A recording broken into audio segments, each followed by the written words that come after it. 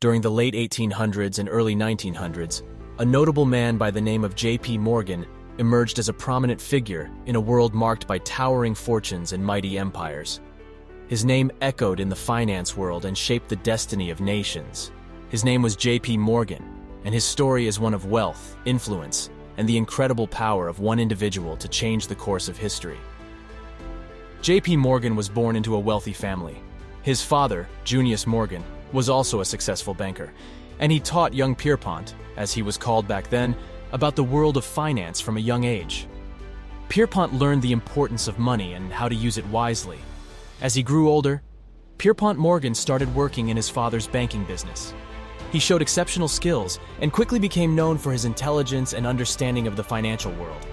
Eventually, he took over his father's business and expanded it into something even greater. One of J.P. Morgan's biggest accomplishments was his involvement in the construction of railroads across America. Railroads were like big train tracks that connected different cities and states. They played a crucial role in transportation and helped people travel and transport goods more efficiently. But there was a problem. Many rich and powerful people wanted control over the railroads. They fought with each other, causing chaos and instability. J.P. Morgan saw the damage this infighting was causing, and he knew something had to be done. He wanted to bring peace and stability to the railroad industry. So J.P. Morgan came up with a plan. He gathered the feuding railroad magnates and convinced them to stay out of each other's territories.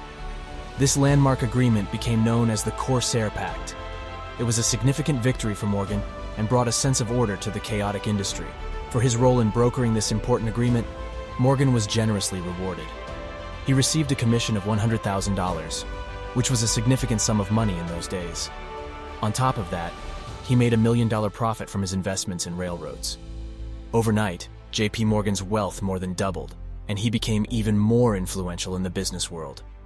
With his newfound wealth, one of the first things Morgan did was purchase an even bigger yacht.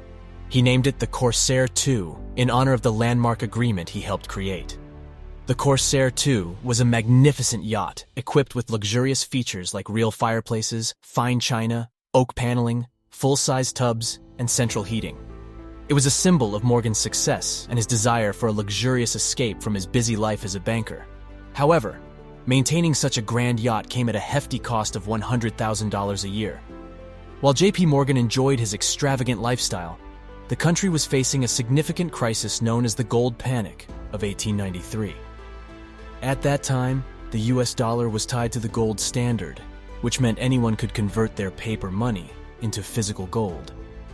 But when European investors started exchanging their US currency for gold, it caused a run on gold and widespread panic. People began to question the value of paper money if the government ran out of gold. This crisis led to banks and businesses collapsing across the country, and millions of people became unemployed. The railway industry, which Morgan had invested so much in, was also collapsing. 192 rail lines declared bankruptcy in just 1 year, and eventually, a third of all train tracks in America would be shuttered. This difficult time became known as the Great Depression, a term that would later be redefined in 1929. In the midst of this crisis, J.P. Morgan once again proved his exceptional abilities as a financial strategist. He knew that merging the railroads was the only way for them to survive. However, he wouldn't provide assistance without gaining full control. It was a bold move that raised concerns about his immense power and influence over American industry. Morgan's plan involved taking control of struggling rail lines and using his financial wizardry to strengthen their balance sheets. He refinanced their debts, issued new shares to raise capital, and implemented various strategies from his financial playbook. Slowly but surely, Morgan pulled the brakes on the out-of-control railroad industry. Drexel, Morgan, and Company, the firm he co-founded, emerged from this challenging period with a secure hold on all future business with major rail lines. The success of this 20-month financial feat not only brought Morgan significant financial gains, but also elevated his reputation and fame to new heights. J.P. Morgan's reputation and financial prowess eventually caught the attention of the highest office in the land. The United States Treasury was in crisis, and gold, which served as the foundation of the country's economy, was rapidly depleting. Morgan devised a plan to restore America's gold reserves and presented it to President Grover Cleveland. However, the president declined Morgan's plan and opted for the traditional approach of selling bonds to the American public. J.P. Morgan knew that the traditional method of issuing bonds would be too time-consuming, especially given the imminent risk of the government defaulting on its debts within a mere 3 weeks. He immediately traveled from New York to Washington to meet with the president face-to-face. Despite initial resistance, Morgan's determination led him to secure a meeting with President Cleveland and his cabinet. In that critical meeting, Morgan warned the president about the urgent need for action. He revealed that without immediate intervention, the government would be bankrupt by 3 o'clock that afternoon.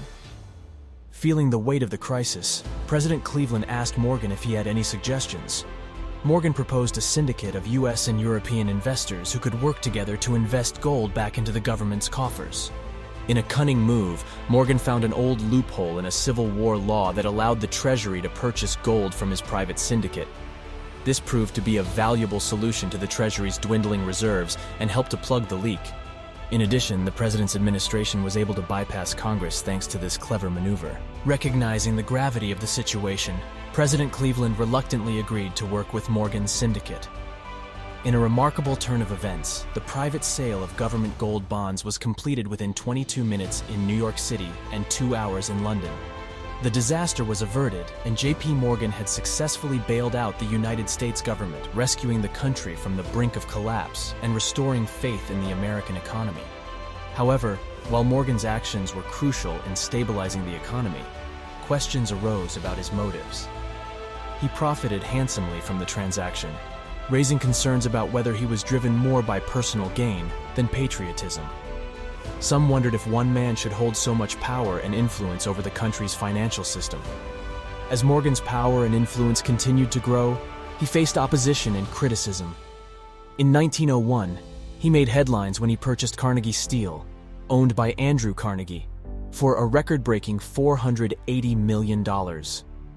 This acquisition allowed Morgan to form the United States Steel Corporation, controlling a staggering 60 to 70% of the country's total steel production. It became the world's first billion-dollar company, valued at $1.4 billion, which was equivalent to 7% of America's GDP at the time. J.P. Morgan's Northern Securities not only dominated the steel industry, but also held control over 2 major railroad companies in the U.S., giving Morgan ownership of 1/3 of all rail lines.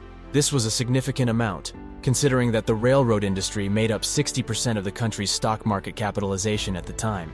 Some people speculated that Morgan owned the entire United States. However, President Theodore Roosevelt, who was against monopolies and believed in government growth, had a strained relationship with Morgan and did not approve of this. Their differences eventually led to clashes, as Roosevelt worked tirelessly to dismantle Morgan's companies using the Sherman Antitrust Act of 1890, which aimed to prevent monopolies. President Roosevelt believed that J.P. Morgan's Northern Securities was contributing to America's unstable economy and wanted to prevent large corporations from acting without any regulations.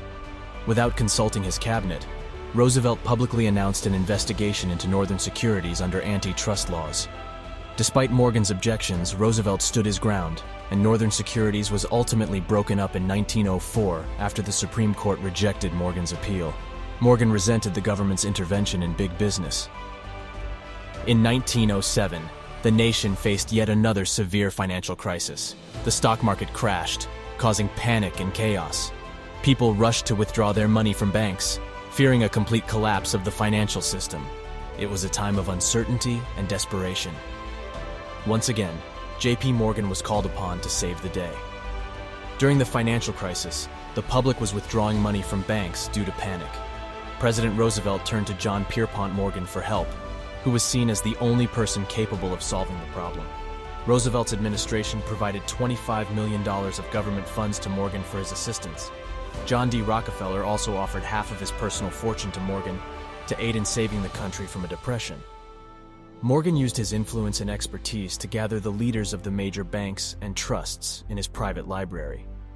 He presented a plan for the bigger banks to invest in their smaller competitors. After negotiations, the bank leaders reached a resolution, and the necessary capital was organized to bail out the failing banks. This action averted another crisis, and J.P. Morgan was celebrated as a hero. However, Morgan's immense power and influence didn't come without consequences. In 1912, he found himself under scrutiny as he faced an investigation by a Senate committee known as the Pujo Committee. The committee aimed to investigate the control that a small group of bankers, including Morgan, exerted over the nation's finances. Although the committee did not find Morgan guilty of any illegal activities, it shed light on the extent of his control. The committee found that Morgan controlled over $22 billion of capital through his 112 corporations and 341 directorships, which equated to more than 2/3 of the country's GDP. The investigation led to important changes in the financial landscape, including the establishment of the Federal Reserve System and the introduction of income taxes. Despite his successes, J.P. Morgan faced personal struggles throughout his life. He experienced periods of nervous breakdowns and anxiety, which affected his health and well-being. Morgan also became thin-skinned and didn't appreciate the negative portrayal of him in the media. He grappled with the criticism and strived to leave a lasting legacy as a successful and patriotic financier. On March 31, 1913, J.P. Morgan passed away in Rome, leaving behind a complex legacy. He was remembered as a very rich man, although not as rich as some believed. At the time of his death, Morgan's net worth was around $80 million, with half of it coming from his art holdings alone. Morgan's art collection and personal library became famous, and many of his belongings were donated to museums. J.P. Morgan's story teaches us valuable lessons about power and influence, as well as the responsibilities that come with them. He was a man of immense wealth and influence who accomplished great things, but also faced criticism and challenges. J.P. Morgan has left a lasting impact on the financial world and the United States of America. If you enjoyed this video, please like and subscribe to stay connected with more captivating stories from history.